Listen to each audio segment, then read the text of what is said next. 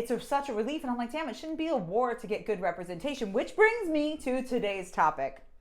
There is a lawsuit that just got settled. It is a lawsuit that was against the MLS PIN.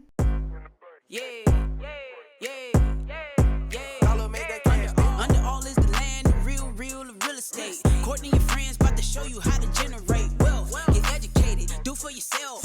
Add a couple notches to your belt. Under all is the land. Under all is the land. The real under all is the land. Under all is the land. The real estate. Coming to you live from ACME Real Estate in Los Angeles, California. Welcome to Under All is the Land, Season 4, Episode 8. I am your host, Courtney Poulos, here with my rockstar co-stars, Silka Fernald. Hello. And Dominique Madden. Hello. Hello. Hi.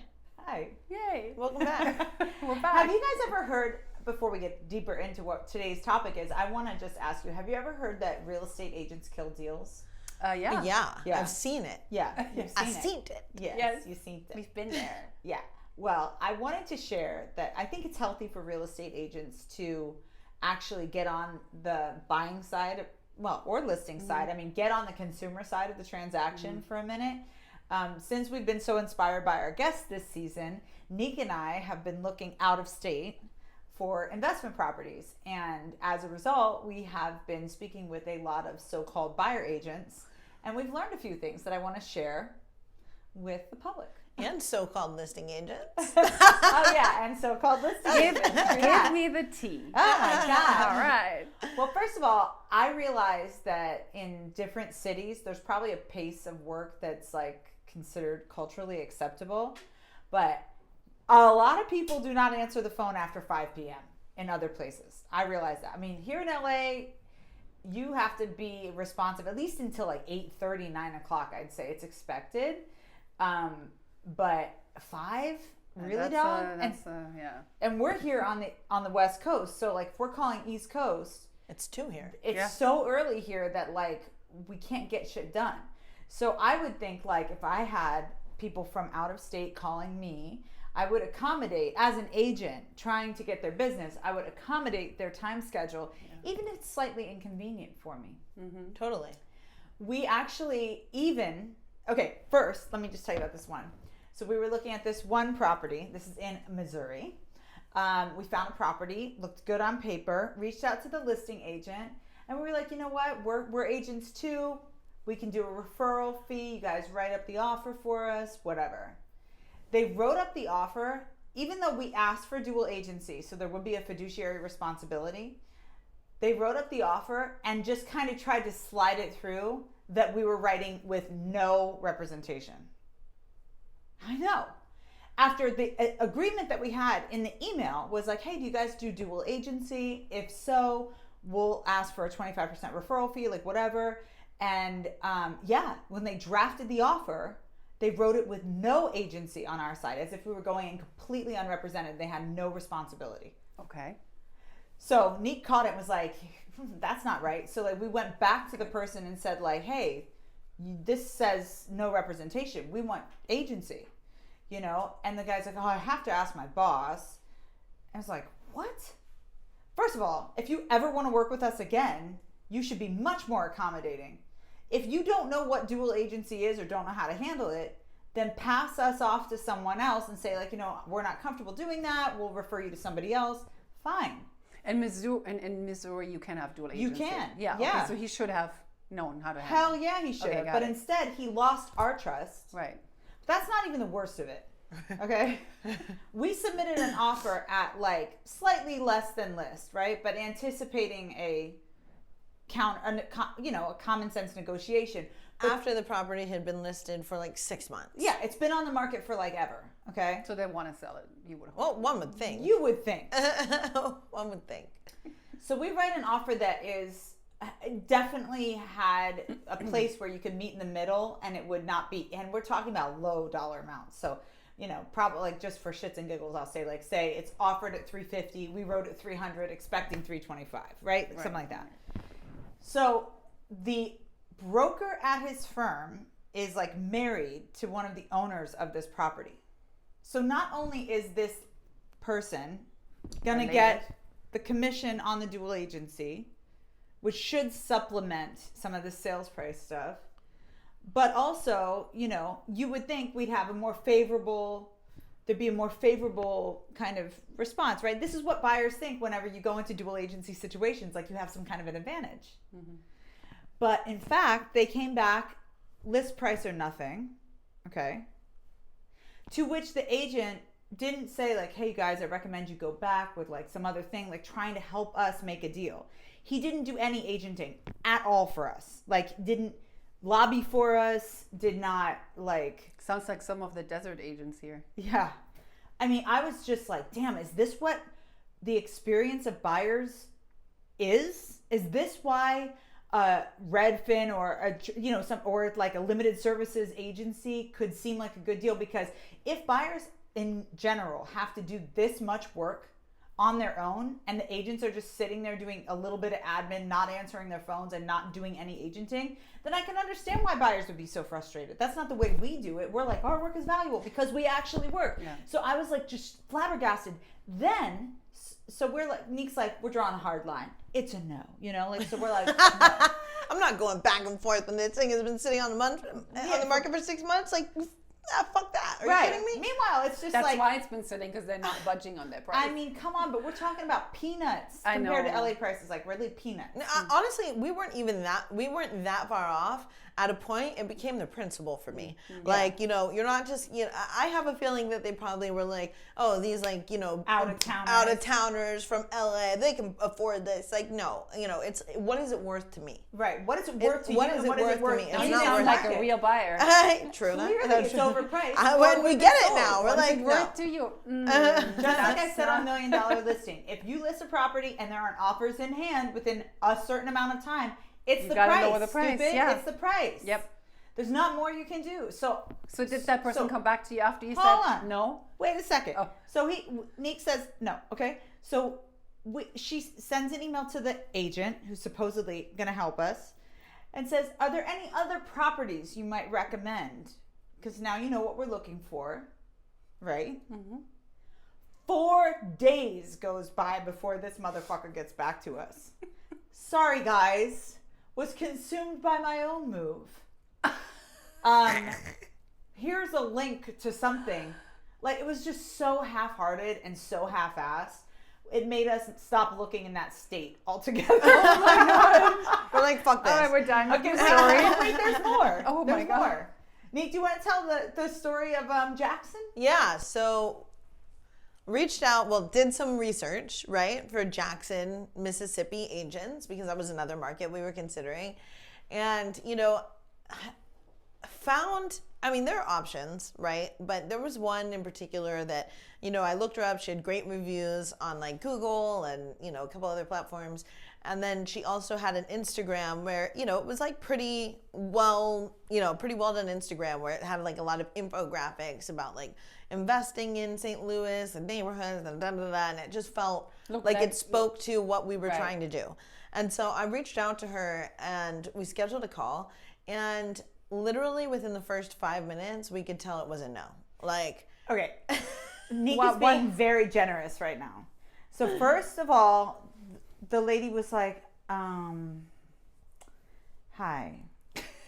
And you're like, are the lights on here? I don't know, right? So we're like, yeah. So Neek's so perky and cute on the phone. Like, she's like, so we're really interested in like these properties, and like, what do you know about this thing? And how is this doing? And how's the economy here? And how's the rental market?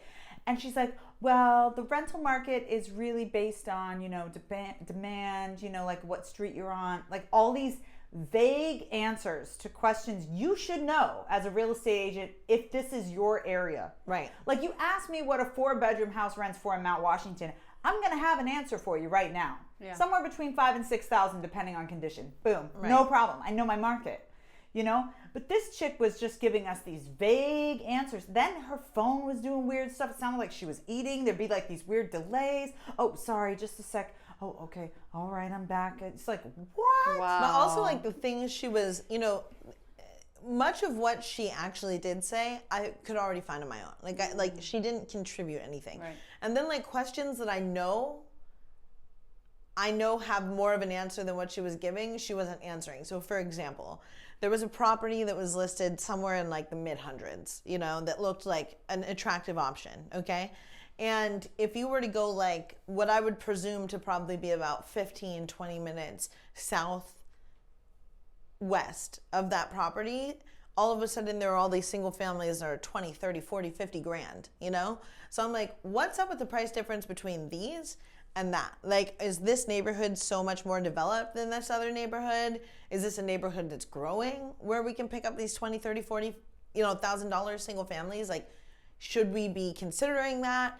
She's like, yeah, anywhere in Jackson, really. Anywhere in Jackson is a good investment. You know, the whole city is doing things. Yeah, so And I'll I'm take 5 of those $20,000. yeah, okay, We'll cool. take a couple of the hundreds over there. It's like Yeah. monopoly. Just like, It's like, tell me that, this area is not so desirable right now because there's a lack of investment. Does it have a chance of Yeah. investment? Yeah. Okay, but give me more. There was nothing there. There was no there It was there. clear that as an agent, I think her sole purpose is close a deal, not really help Well, me. she was probably not even considering closing the deal because she couldn't even make it happen. Well, I mean, That's I what mean, she giving reminds agents a me of- bad rep.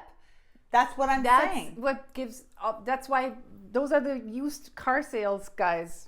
Well, not just that. These are In a way. untrained agents Yes. who don't speak the language of investors, who download templates from Canva or, 4th Street Creative or all these other internet download templates kind of places. And they actually are never taught what the words mean. right. It looks good. They don't know the things investors are actually looking for. So even though your Instagram makes it look like you know about investment, you really don't know anything. I think we asked about Airbnb regulations. She didn't know. Oh, well, everything's different neighborhood by neighborhood. It's just like a mess. It was like, I'm texting Nick while we're on the call, like, this is a hard no for me, But I just thought, God, if this is the buyer experience, Bad. like nationwide, not only are we doing things really right here, so, Yeah. but also, damn, it's disappointing. Yeah. It was really disappointing for us. It was just really seemed like there was no effort made. And yes, everybody wants the deal that's easy. I mean, it was just like they weren't willing to do the work to get there. Right. It's like, yeah, I can help you write up an offer. Did you find anybody Like, no good? guidance. Oh wait, it gets better. It gets better. So after the phone call, okay, we ended the phone call, again, Neek being very generous as she is, was like, okay, well, why don't you just shoot me over some other things that you think could be good opportunities, right? So this chick responds and says, I'm only going to send you stuff if you sign exclusivity with me. And like, unless, if you don't sign it, then there's no further work I'll do, or something. Like, it was kind of like a ridiculous email. And Nick was like, we're no longer interested. Yeah. Then But she called me the next day, Did she? which I did not answer. I mean, there's no more conversation. there's no here. more conversation. Yeah, you don't value our time. You're not earning our trust. And you have no market knowledge Right. that we couldn't find online. You And you're lose. demanding, if that demanding call- representation without giving us any reason. Anything. Yeah, Any and if reason. that call had gone different, then a conversation had it. around representation would have been a completely different conversation. Because we can understand exclusivity Of and course. wanting people who, Want to who work with want to you. work with us Yeah. and who will be, like, what do you call it? Loyal to us, right? While we're doing a lot of groundwork. That's one thing. But you could tell that was not what we were about to get there. So I'm not signing on to a bad deal. Like, Right. no, of for course. sure not. And also, we do buyer presentations. We show you what we do. Then you make a decision. Is this what you want? We make an agreement to work together. This chick didn't show us what she could do. She did nothing. She said, I'm not doing anything. And I'm thinking, well, if you can't do anything to get our business, what are you going to do after we agree to give you our business? But I always train our agents, like every single person who walks through the door could be a $20,000 commission, or, could be a potential client for you, a lifetime client forever, client. You got to treat people like who walk through the door with the possibility of partnership in the long term, and this lady, like, if she didn't think we were actually looking for a rep, she's wrong. We were looking for somebody who could help us now and in the future, because this is what we want to do. So I just felt like it was such a missed opportunity. And both of them, I just thought, wow, what a just Were awful they experience. younger? Were they older? Have they done I this don't know longer? the age of the one in Missouri, in but the agent years. How long had that been? Oh, in the business? Yeah. I think she was like 15 years, something like that. Yeah, I don't She was remember. a long-term agent. So is there a happy ending? Huh. Not in those two Did you states. get- Well, we have a better agent now, I'd say, in Pennsylvania. Yeah, we have a better agent in Pennsylvania. But She's still more not- proactive. She's way more proactive. Yeah, for sure. And she's like on it, and she's smart, and she's closed a lot of deals, and I'm very appreciative of her Cool. ability to help us. And she's doing what I would expect her to do. And to be fair, from those lessons learned, I'm now laying out my expectations early on. So before we even wrote the offer, I said to her, like, this is what I need because we're not there. I need you to attend the inspections. I need you to meet the contractors. I need you to da-da-da-da-da-da. You know, and I said it. And do you agree to do this or not? Because if not, I will keep looking. You know, and she agreed. So now she's living up to her agreement. But it was very clear. It's such a relief. And I'm like, damn, it shouldn't be a war to get good representation. Which brings me to today's topic. There is a lawsuit that just got settled. It is a lawsuit that was against the MLS PIN, which is a New England MLS. It was not against NAR because it's a broker-owned MLS. So there are some MLSs that are not obligated to adhere to National Association of Realtors standards, but choose to if they want to. You know what I mean? Mm-hmm. So but they chose to adhere to. So we have a National Association of Realtors. That's what allows us to call ourselves realtors. They set the code of ethics, and they make sometimes very irrational, like in my opinion, out of tune rules and regulations. So one of those that I've been always not a fan of is the clear cooperation policy. Clear cooperation policy requires, supposedly, sellers to pay a cooperating commission. And I should say the way that they require this is by making sure that agents don't take pocket listings. So the pocket listing is obviously when we don't put the listing on the MLS. The MLS, the multiple listing service, is a marketplace for us to shop our listings to other agents at other brokerages and offer to pay them a commission that's taken out of our commission. Now, the actual code of ethics for NAR, which I pulled because I just found it so fascinating. Article 3 of the NAR Code of Ethics reads, and I quote, "Realtors shall cooperate with other brokers except when cooperation is not in the client's best interest. The obligation to cooperate does not include the obligation to share commissions, fees, or to otherwise compensate another broker," which totally goes against NAR clear cooperation. So there's conflict within their own like rules and regulations and code of ethics. But standard of practice 3.1 says realtors acting as exclusive agents or brokers of sellers' landlords establish the terms and conditions of offers used to cooperate. Unless expressly indicated in offers to cooperate, cooperating brokers may not assume that the offer of cooperation includes an offer of compensation. Okay. So the point is the realtors establish the terms and conditions of the offers to cooperate according to the code of ethics.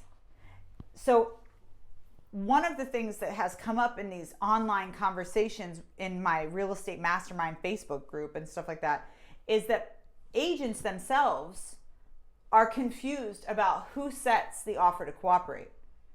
My understanding, per the code of ethics, is that when I sign a listing agreement with a seller, that the percentage of commission is negotiable between me and the seller, right? Like the principal, the broker and the principal. What I opt to offer as an incentivizing commission for another agent to bring a buyer is up to me. Mm-hmm. I always thought. Yes, I run it by the seller and it is in the listing agreement.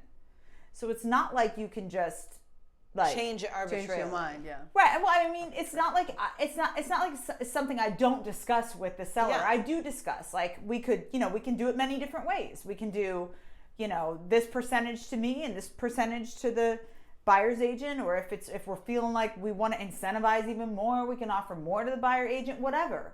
It's a conversation we have. But at the end of the day, the listing agreement is between me and the seller, or the broker in this case, and the seller. So I'm like, how is this lawsuit even having legs? So here's what the lawsuit is about, okay? So basically, these plaintiffs, known as Nosalic or something, will use what they basically are asserting that the sharing of commissions between listing and buyer brokers inflates the seller costs and is a conspiracy in restraint of trade in violation of the Sherman Antitrust Act. So they're saying that the fact that the listing agents are sharing their commissions with buyer brokers inflates their seller costs in such a way that it is a conspiracy. And I'm thinking, did someone put a gun to your head and tell you you have to sign this listing agreement at this price? Commissions are always negotiable. Yeah, if it was a set rate, that argument might make more sense. But because it's not a set rate and it's a discussion, and a broker can opt to accept it or not. You know, if you're not willing to pay my fee, then I'm not going to work with you, because my fee is what enables me to do the full service job that I do for you. 100%. If you don't want full service, go get a discount Go to a agent. 1%er. Yeah. Go get a limited services agent. So there are how did that plenty go of through companies that will be more than willing to offer a limited scope for a different price. So this is another piece that's starting to piss me off about contract law with relation to real estate. You know, there are a lot of things. There are many, many things. So our contract seems to have no meaning anymore. It's so true. So what is, so go on. Like, okay, but wait, this I think is a real problem. There's a lot of problems. We could really. We're going to talk about the other two. There are two other important things here that I want to talk about that are not related to this lawsuit, but are related to consumers pretending like they haven't read the contract they signed, which makes our disclosures and all of the language, like the fact that there is language that is literally in the listing agreement, which explains exactly what the fee is, how it's going to be shared, et cetera, et cetera. They sign their name to it. Mm-hmm. The fact that consumers can win on this is very distressing to me. Mm-hmm. It makes all of our contracts seemingly ineffective. Yeah, pretty much. Like after the deal's done and I get my money, if I'm unhappy, I can just sue somebody and say, I thought that they charged too much for their services. Sure. So basically, the MLS PIN, I don't know if they call it the MLS PIN, but I'm guessing they do. So they settled with these plaintiffs for $3 million.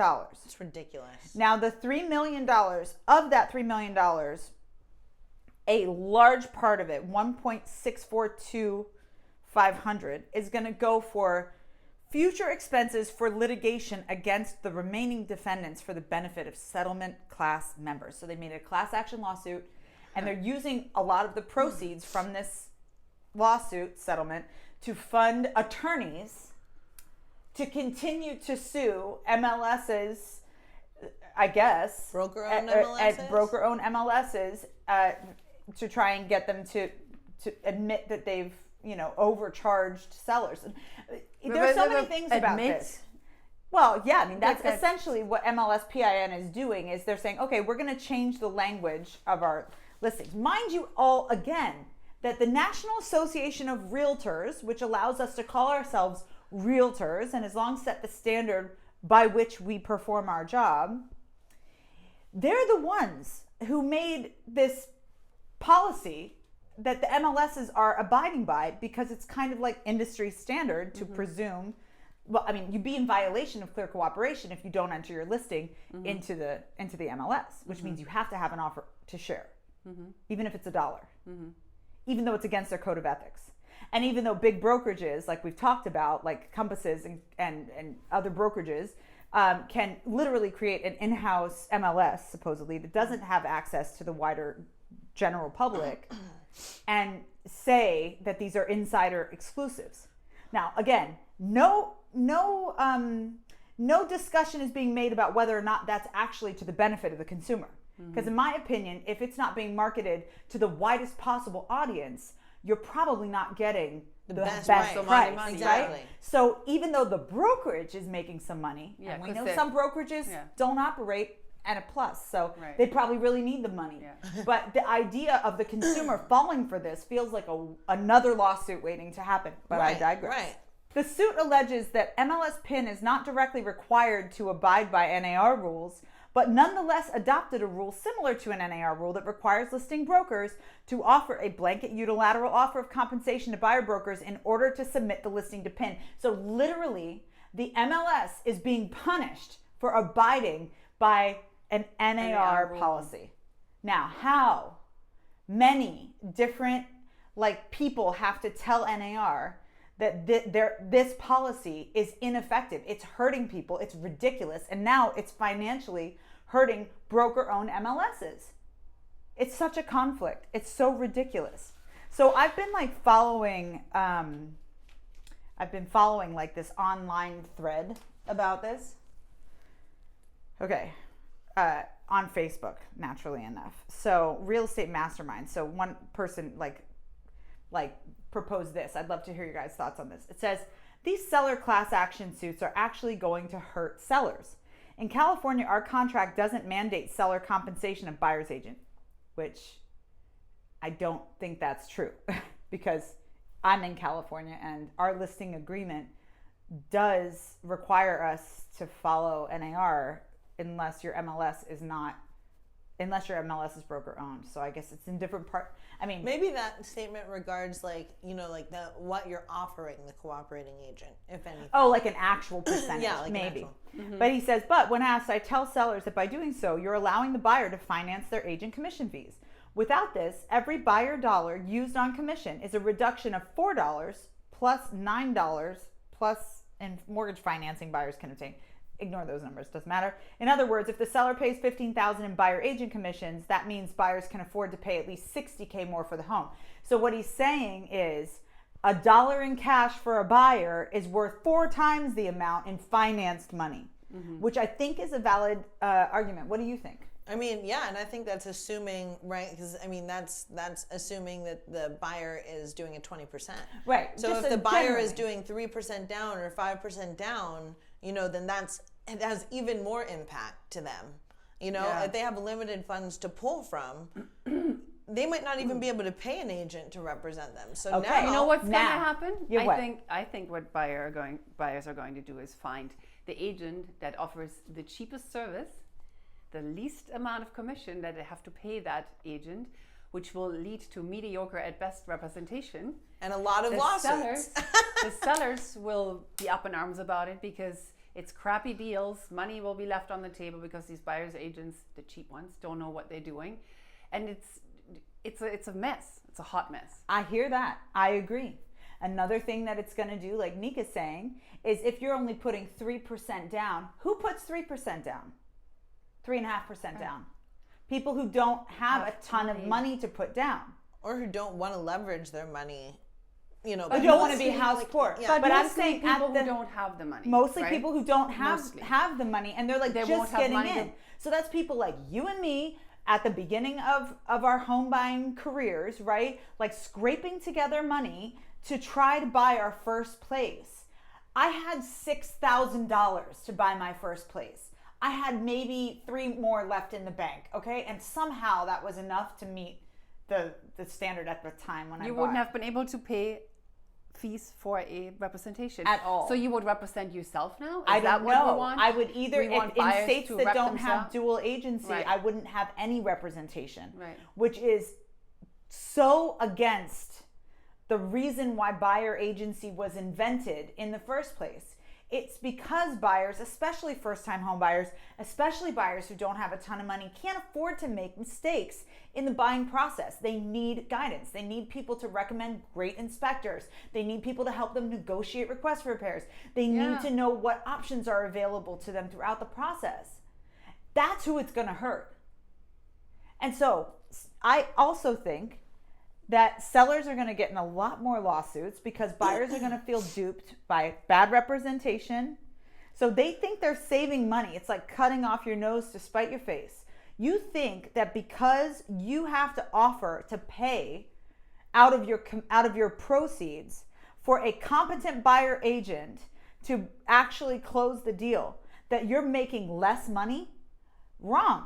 You're, I'm sure, making more money by allowing the buyer to essentially finance the agency commissions, by marketing to a greater number of people in the world who are looking to buy what you're selling, and by having an agent that can actually protect you as the seller by doing the right kind of education to their buyer about due diligence, contracts, what things mean, how to proceed, and all of that stuff.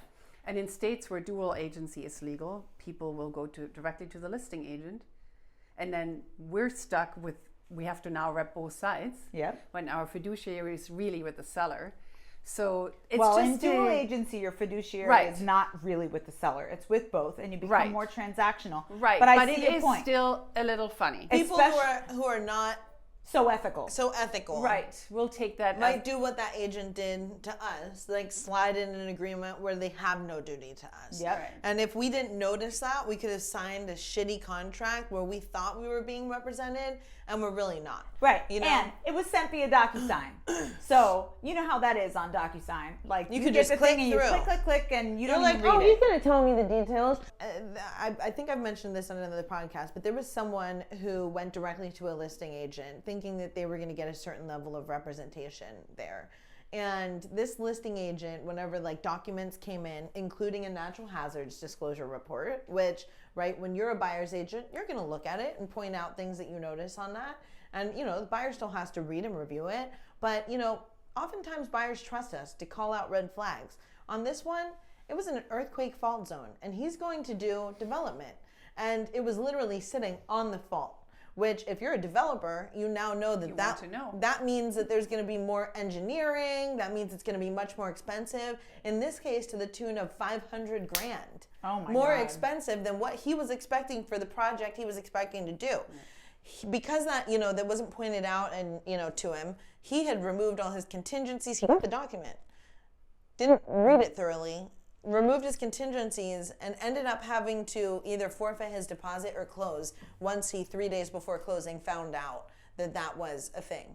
Now, if he had had representation, that wouldn't be a thing. He could have been like, you know what, I'm canceling, I'm moving on to something that doesn't cost me, you know, $500,000 more to build. Well, there would have been somebody having an obligation of care. Right, exactly. I want to read you just a few more like comments from agents all over the nation, okay? So this one person responded and said, every MLS I'm familiar with in California is an NAR rules MLS, which requires an offer of compensation per the NAR MLS handbook. And the contributor's response was, compensation must be offered, but it doesn't specify who must pay it. Auctions often push buyer's agent compensation on the buyer. Auctions. So the contributor said, it's the foundation of MLS. The offer of compensation is by the seller. It is offered by the seller by the very structure of the MLS. Clearly. It's a multiple listing service. It's meant to be a marketplace where you offer commission to a buyer's agent. For someone to come and buy your house. Yes. And then it says multiple listing service is a facility for the orderly correlation and dissemination of listing information so that participants may better serve their clients and customers and the public. Okay. So then someone else comments and says, not only it's not legal precedence, but correct me if I'm wrong, it's also a pretrial settlement in some corner of Massachusetts. From what is posted, there's no court decision, no chance for appeal or a judicial review. I would suggest that it's not exactly a compelling outcome for future similar cases. And that's where it's like, oh, don't underestimate this.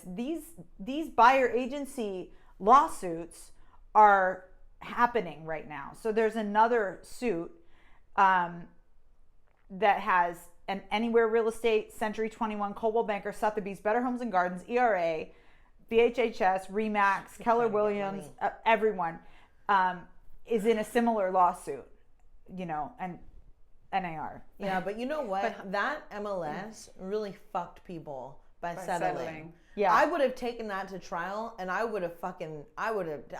everything I've got, I would have been highlighted here. Here's everything that this person signed that obligated them to pay the buyer agent. Right. And this is go interview them. Ask, like, see if they're conscious decision makers. You know, do they have anything wrong up here? Should they have not been signing? Yeah, exactly. You know what I mean? Yep. But you know, but you honestly, did sign. So on what you did grounds sign, did they exactly. actually win? Like they just settled before long. Well, they settled So because it's not they case said- precedent. because they Settled. thought we couldn't win this. They settled to avoid a long, drawn out, expensive legal. But now they're basically showing defeat. They're like confirming this. Well, they when agreed in reality, to change all their sellers signed a contract agreeing to those terms. So this so there was no MLS wrongful doing. Why in the world are you settling if something wasn't wrong? Because this MLS is essentially throwing the people who pay for its existence under the bus to avoid a stressful process. Yeah. Well, God, it's funny when literally as agents we have to constantly face stressful processes every single day. Yep. Every day. The fight is literally what we do every fucking day. And to see the people who we pay to represent our best interests while we're out here representing our clients' best interests every day, just settle something like that is infuriating. It's infuriating, but I told you this is why I was years ago on this tip. Do you remember that? And probably got blacklisted from speaking at certain things because of my strong position exactly around this. I could see this coming. So now what though? Well, here's what Rob Hahn says, if you know Rob Hahn. In a Substack post, industry consultant Rob Hahn opined that the settlement was a huge win for MLS PIN given its minuscule $3 million price tag and very minor changes to its compensation rules. But the fact that MLS PIN went out on its own gave him pause. Quote, "The unity of defendants is utterly broken," Hahn wrote. "If MLS PIN can go do a deal and hang the brokerages out to dry, then NAR can do the same. Brokerages now know that. How that impacts things moving forward remains to be seen." Yep. So then he says, Hahn also emphasized that the MLS rule changes will have very little impact on buyer agent compensation and likely won't do anything about a chief complaint in the lawsuit, that buyer agents steer buyers away from listings that offer less than the typical commission in a market. Now, I personally don't agree with that. I mean, we don't do that. I don't do that. Sometimes it's annoying. Like, I've had buyers write on 1.5% buyer agency deals, which sucks. And then you see what the listing agent's getting, and it's like so much higher, and you're like, Yep. It's frustrating. I think buyer agents get screwed quite a bit, actually, because for the amount of work that it's they up do. to the listing brokerage how they split it. I don't even know if a lot of listing agents who do give very tiny amount to buyer's agents and save the rest of the commission for themselves. I don't know if they even advise their sellers, if we only offer 1%, we might not be, incentivizing enough. Right. You might not get the buyers that we want, the amount of buyers that we want and the offers that we want. Right. So here's another thought. And there's another kind of stupid comment that says, my question is, why would anyone use an MLS that forces sellers to do that in the first place? Again, not understanding what the purpose of an MLS is. There are actually licensed agents in our field who don't know the purpose of an MLS. But this is an interesting one, this other comment. Isn't this all because BlackRock and Vanguard didn't like buyer's agents competing with them or having to pay them commission despite that we gave them a client? I'll say this: greed stinks and it rots an entire industry. Sellers have never been required to pay commission. We all know that, but they're trying to find some way to eliminate buyer's agents. It's way cheaper for them. Look around you. BlackRock and Vanguard have everything to do with every movement you see. Greed will be their undoing. Sure, they'll smirk at this post, but 20 years from now, I will be. Wow. So it's interesting to think, is there a larger narrative? Because we know, right? I'm just in a conspiracy theory sort of way. We know that the supposed inflation that caused the interest rates to hike up at historically quick pace, that then broke the banks intentionally and on purpose, because these people know what they're doing.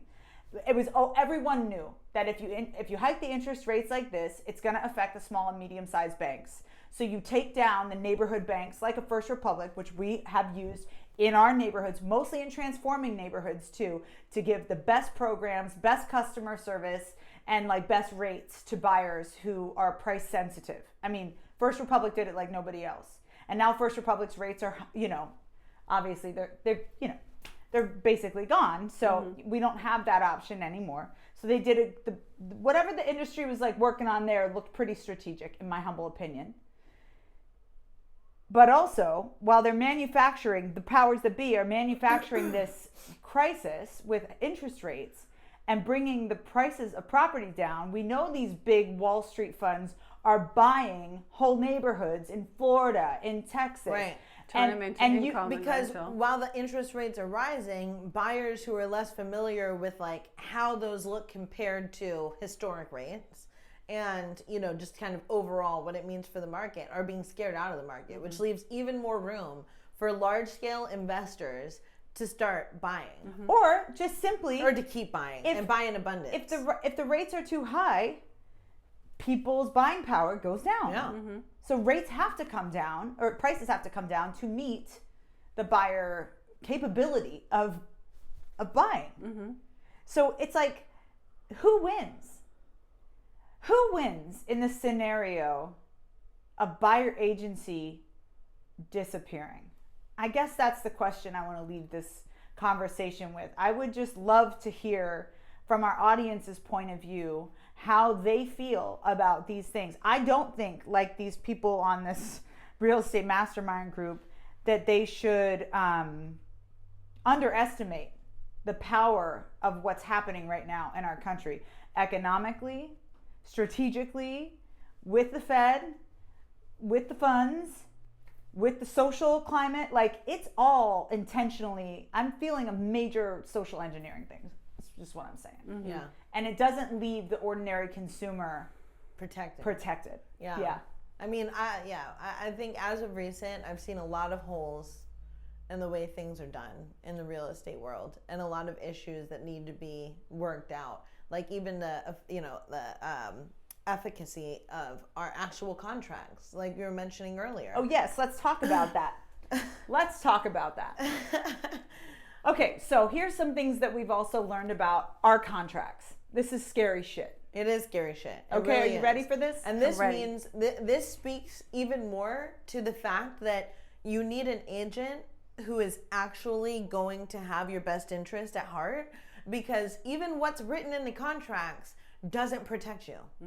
You need someone who's going to do the most and do extra to protect you, you know? Is what I learned from a recent experience, you know, which was totally fucked up and is something that people experience, I think, more than we even think.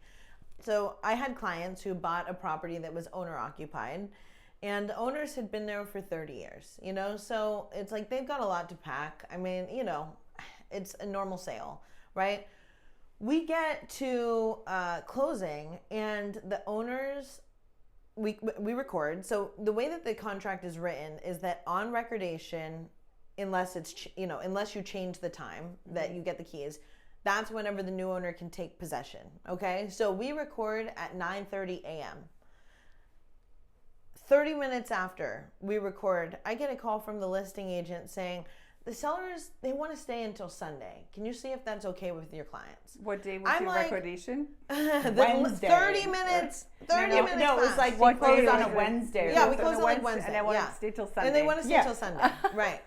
So, you know, so another like, you know, 3-4 days, right? So, you know, mind you, let me run it back. During escrow, we had a conversation around a leaseback. A leaseback is when a seller occupies the property after closing at a cost, right? With an actual agreement put in place so that there's some protection for the people who are buying the property when they lease it back. And, you know, because of the rate that the buyers would have had to charge due to their cost to hold it, their PITI, which is their mortgage costs, you know, the Airbnb they would have had to get because they had nowhere else to go, and that was supposed to be the house they're moving into. You know, there was a real cost. So we went to them with the cost. It was too much for them. They said, no, we'll be out by closing. We don't need extra time. So now whenever I get this call 30 minutes after we close, I'm like, absolutely not. You know, they knew that closing day was coming.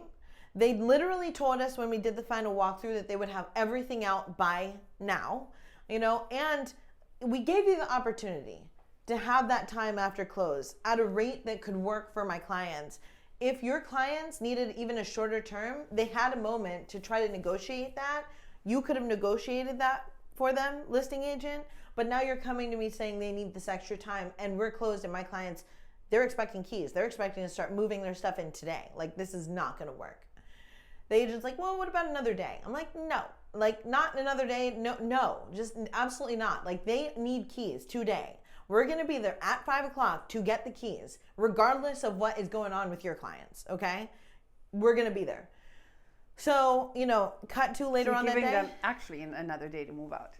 No, not You're even. being nice from 9 to, well, you gave them from 9 to 5. Till the end of the day. Which is nice. Which is literally just because of my client's work schedule. Right. I mean, God. but it was Yeah. like, hey, you do have longer than you would have had. Yeah. Like, Right. Because it's beyond recordation. Contractually, we have until 9. We have the right to get keys right now. Yeah. Right Now. But because of my client's schedule, you've got until 5. So you need to do whatever you have to do to help them get out, Right. So, come 5 o'clock, the sellers are still not out. They are very, very, very, very slowly packing up stuff. There's like no sign that there's really been any movement all day. So at this point, my clients are freaking out, rightfully so, because hello, we're supposed to have the keys, And mind you, I was there witness in the walkthrough. The sellers themselves promised to the buyers in person, in front of me, in front of the listing agent, we will have our stuff out by tomorrow. It's going to be out by tomorrow at 5 or something like. It will be out. It's going to be out. They said it several times. And I was reassured this by the listing agent. But then, of course, and so this tells you the fact that this call came 30 minutes after we closed, that there was no intention to be out by then. Right. So, lie. all of it was a lie, which is a whole nother thing. But we, so whenever this happened and it was obvious that they were not going to be, I kept getting fed a story that there were people coming, movers are coming, they're going to help them move out. Well, at 8 o'clock, at 5 o'clock, we got a key, which ended up being the back door and side door key. So it didn't even open the door you actually need to get in with, right? And, they're still, again, very slowly getting together. So we get sold this story that people are coming. 2 hours later, drive by again. No one's there helping. Nothing's happening. 10 o'clock in the evening, I drive by. Nothing's happening. They're watching TV. There's nothing happening. So at this point, they're in breach of the contract. The contract stated that they were supposed to be out by 9:30. They weren't out. They're 10 o'clock at night, they're still not out. So we got on a call with the lawyer about what my client's rights are, because at this point now they're saying, look, tomorrow they're going to be out, they're going to be out. Don't worry about it. But we're like, well, what if they're not out? Because they've already told us this and it's not happening, So we need to know what we can do. I'm ready to bust down the fucking door, but unfortunately we're not permitted to do that. So, And now comes the real kicker, huh? So now comes the real kicker. So we got on the phone with the lawyer, okay, like this is the situation. What can we do? Well, okay, apparently we can't do anything. Apparently we need to go through an actual eviction process to get the sellers out if they don't do it by their own accord, because they're under California eviction law. So law. they become tenants at sufferance. So at this point now, it's a landlord-tenant situation. So we can't just remove their property from their personal property from the property. We can't, we can't go to them your out. own house that we you can't just bought and tell them utilities off. We can't turn the utilities off. We can't change the locks. All the things that you would think would be things that you could leverage to get someone out of the house that you now own, you can't do. You can't do. So now my clients who did everything that they could do, who performed on time, who lived up to their contract, are literally suffering because of these people who have moved in. So mind you, okay, whenever we were talking damages, okay, well, what can we do? What can we collect as repayment for this situation? Well, guess what? Rent is something you can go after for the period they're there, but it might not equate to your actual mortgage. I'm like, how does that even make sense when that is a real cost our clients are absorbing at a daily rate? That makes no sense. Because it's all about the tenant protection in the state. Two. It's all about the fucking tenant protection. But, it's funny because it leaves another party, it's like protecting half of the population and then leaving other people out to dry. Right. It's ridiculous. But then in our contract, which I had to actually, even bring up this part, which I would think that a lawyer would know, but they didn't. In our contract, there's a clause that specifically says that if you give written notice to the seller that they should remove items that are left at the property after close and they don't remove it after 3 days, it's the buyer's right to dispose of that property and then charge that cost to the seller. So I'm saying this to the lawyer, like, this is something that's in our contract. Right. So, our intention is to send that note, and if they don't get their shit out, then in 3 days, it's being put out on the curb. It's out. And we're chasing that down too, along with the other costs, But you can't do that again either because it's tenants, right? So, because of the landlord-tenant protections, you're not even allowed to do what your contract says, which is remove the stuff and have it hauled. They said, I wouldn't do that. You could even be setting them up for a lawsuit against you if you remove their property. So I'm like, okay, so then what's the point of our contract? Right. Tell me, what is the point of our contract if there's no penalty for people violating it? My clients have to chase it up, which the cost alone of chasing it up probably equates to the loss that they're taking. Yep. So they don't even have a space to fucking do it. What's the purpose of the contract? If that part of the contract doesn't apply, why does this part of the contract apply? Yep. I was fucking livid. Yep. Fortunately, the next day, the people, they did manage to move out at like 9 o'clock at night, so it was like it was still a fight to the end. Day. And we had to make them very uncomfortable to make that happen. It took our constant presence the day before and the day after to get them to move the fuck out after they were literally contractually obligated to do so. I'm sorry for all the, So I'm assuming that piece of the contract only applies to when the person actually vacates the property but leaves their shit behind. Then it belongs to you and you can dispose of it. But if an owner still is there say that. And you close escrow and they stay, they become tenants and now you're effed. Right. I had that too, where a person had a lease back for 30 days, but in his mind, he had 60 days. But the lease back said 30 days. So we wanted to get keys. And he said, I can't give you keys. I'm here for 30 more days during the pandemic. So we were sweating it. Gosh. We were trying to be so extra nice. And he did leave. But if he hadn't left, he would still be here now. And there's nothing you can do. Yeah. Well, ultimately, yeah, I was just going to say, Neek had to, what she discovered. Yeah. So go ahead. So I never want to just make it drama because it has to be drama. And I understand that people, who have been there for decades have a lot to move. Though we did have a 2-month escrow, so they had a lot of time to pack up their stuff. No, sure. And it was clear that nothing was done up until the day of. But what we ended up finding out was actually that the listing agent had misrepresented to the seller when they were supposed to be out. So the seller thought that they had until their own property closed, which was supposed to be 2 days after our closing, to be out, which is not true. The contract didn't stipulate that. The contract stipulated that they were out by recordation. Now, obviously it would make sense that they would ask for time until they have a house to move into, but that wasn't negotiated. Instead, the seller agent said, no, they don't need the time, they're going to be out, and then proceeded to tell them, no, you can stay until then. So essentially he was pretty much saying, just like breach your contract and stay. Yeah. And then I find out that, not only did he do that, but he also lied to them about the timeline for their closing on their other property. So whereas they thought it was going to be that Friday, it actually wasn't for another 2 weeks. Oh my God. And so they actually ended up having to move into a hotel, and thankfully they did move out and my clients could move in, but they had to move into a hotel because they got bad advice.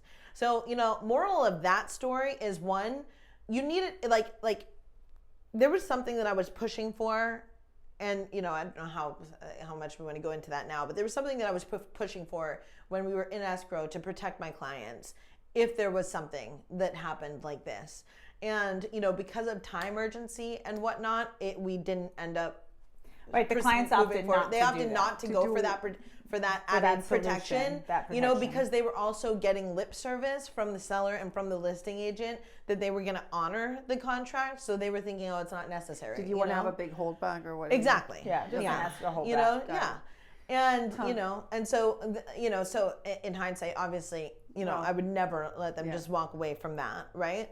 But if that hadn't even been proposed, there literally would be nothing. I mean, there wasn't anything because we didn't we didn't leave it in. But now, I will never let. But even if you had the holdback and they would still be in the house and they're just not moving out and you have to go through an eviction, that's like what, 3 to 6 months process? Well, yeah, but there are ways that holdback could have been written that I don't think we need to educate everyone on this podcast about, because that is something that we as agents can handle with our own clients. But no, there I'm were not ways talking about that could have been written. Yeah, That would have disincentivized someone who wants that money from staying. Right. And that's what should have happened, Right. But instead, because, there was a time urgency on my client's side, and they decided to forego this. No, but what I'm asking is for the rights, if that would still be there now, what do you do? Nothing, right? Well, you have to literally have to go through an eviction. You have to issue them a 3-day notice. Yeah. You have to issue them a 3-day notice, and then you have to go through a 2-month, at least, probably at least 2-month process to evict them. And properly. I just wonder how much of this was the listing agent who's standing there smiling in our faces, whatever. How much of this is he aware of? How much of this did he create? How responsible is he for this chaos? It was just like really, really bad. It was really, and really I horrible. fear that there's no consequence. I fear that there's no consequence to him. Yeah, I mean, 100%. I'm taking it to as far as I can take it. Yeah. I'm definitely reporting him to to CAR, for ethics, ethics violations. Yeah. Because he lied to me, he lied to my clients, he lied to his clients, and that resulted in a really fucked up situation for everyone, and his clients being now. Literally, like, I don't even know if they can afford to stay in a hotel for the 2 weeks. They might be homeless at some point. I don't know, but this person left us in a horrible situation. And,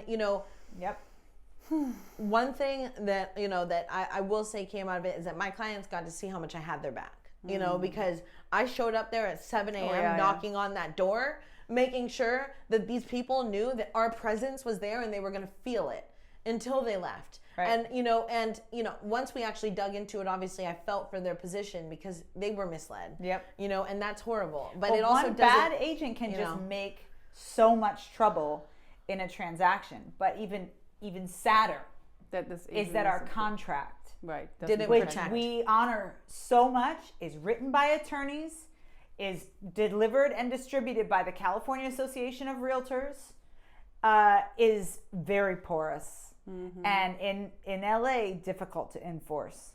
So it's something that if you don't know, you don't know, So anyway, well, we've got some problems we need to solve in our industry. I'm going to keep an eye on these lawsuits because there are a ton of them. And, we're going to do our best to make sure that our clients are protected and informed and educated, because it seems like it's turning into the wild, wild west out there. Yeah. Yep. We'll see you next time on Under All Is the Land. Toodles. Under all is the land. Under all is the land.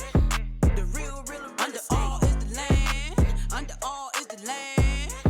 The real estate. It's like you agree to it. We might need to delete the you, but that's how I feel. Coming to you live from ACME Real Estate in Los Angeles.